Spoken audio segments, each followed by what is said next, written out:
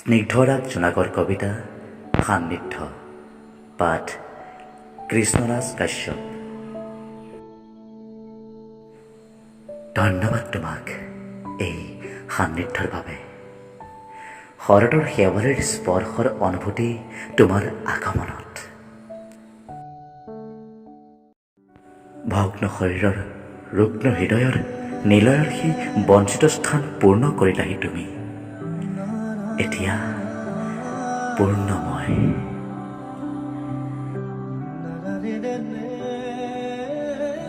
তুমি হীনতাৰ কল্পনা বিলাসত মাজে মাজে হুমুনিয়াহ কাঢ়ো। অপেক্ষা কৰোঁ এণ্ড্ৰইড ফোনৰ নটিফিকেশ্যনলৈ আৰু অৱশেষত প্ৰাপ্তিৰ হাঁহি। সঁচাই নিয়ৰ অবিহনে জানো দুবৰীৰ অস্তিত্ব আছে?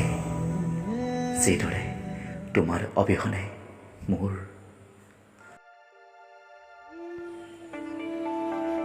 অভিমানৰ দলিচাৰে আহিবা এদিন মোৰ বুকুৰ পথাৰলৈ, যি এতিয়াও সংৰক্ষিত জানা। পাবলৈ ল'বলৈ মাথো তোমাৰ সান্নিধ্য, কেৱল তোমাৰ